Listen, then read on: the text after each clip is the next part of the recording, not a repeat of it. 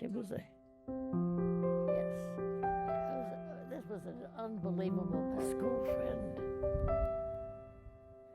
Yep, very good. I can't complain.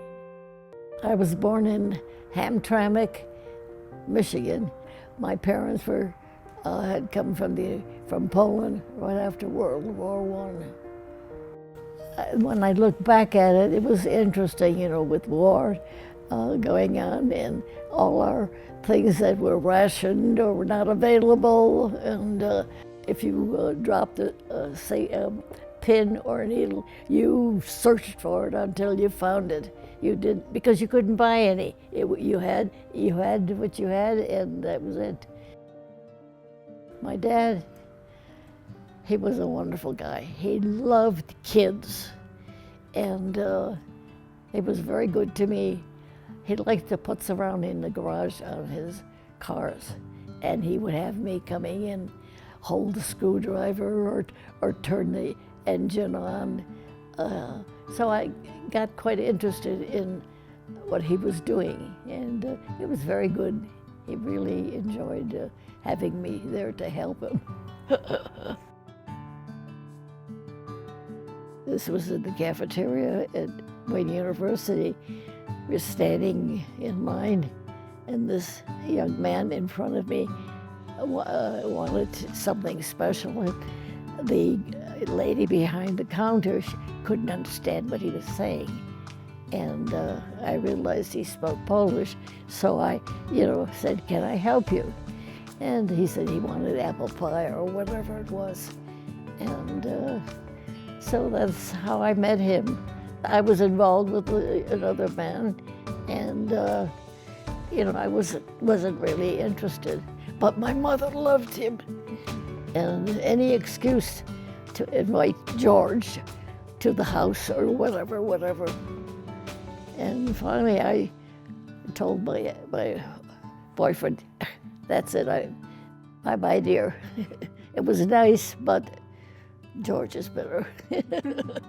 He went to my parents and asked for my hand and everything.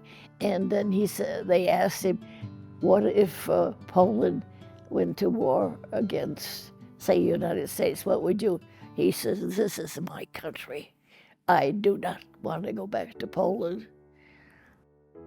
Tell me about the arrival of your first child. Well, it was a very difficult situation because George said, "I'm going to teach you how to drive." I said, "What?" He says, "You've got to learn how to drive." I said, "What's up?" And he said, "He's going to Korea. And that's why I want you to learn to drive, and I want you to know what our budget is and everything." He left for Korea 3 days after the baby was born.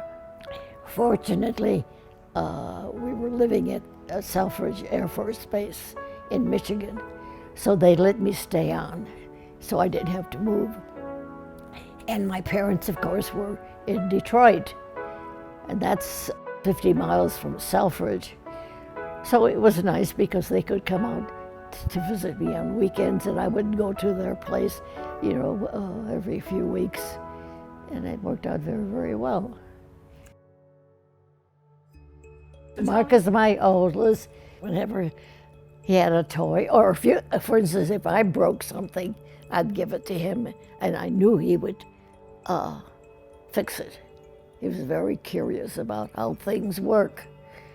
And the schools didn't know what to do with him because he has excellent memory. And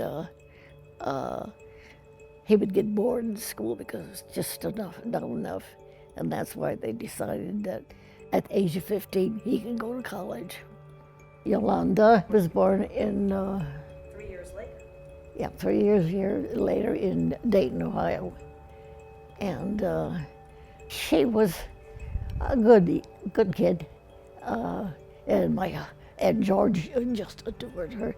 And he always said, "I'm looking forward to the time when she's 16 and she puts on white gloves and we go to a restaurant." Cute Dion. She was a very good baby. I'll never forget when we were being transferred to the academy, and of course our housing was not available, so we stayed at a friend's house, and of course there's no bed for her.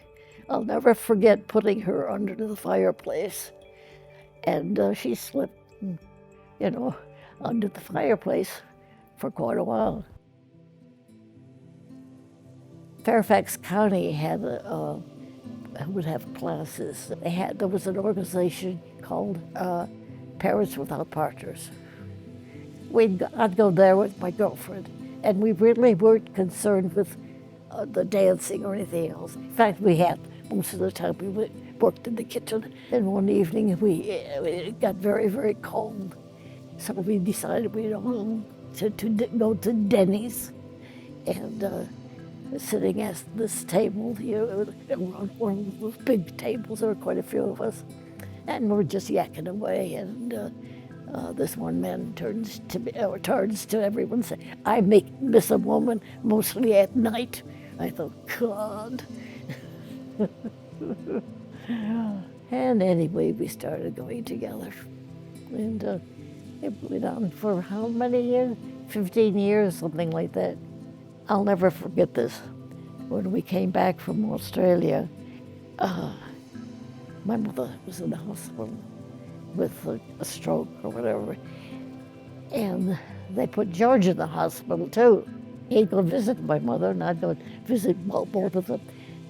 One time, George said, "I'd like to meet Dennis," and so I went with him, and they chit-chatted, and then George said to Dennis, and took his hand, and he says, "I want to thank you for everything you're doing for my family," and he kissed Dennis's hand, which is unheard of. I think my life has been very good. I can't complain. Even with the divorce, that's all. You take things as they come along and don't destroy you.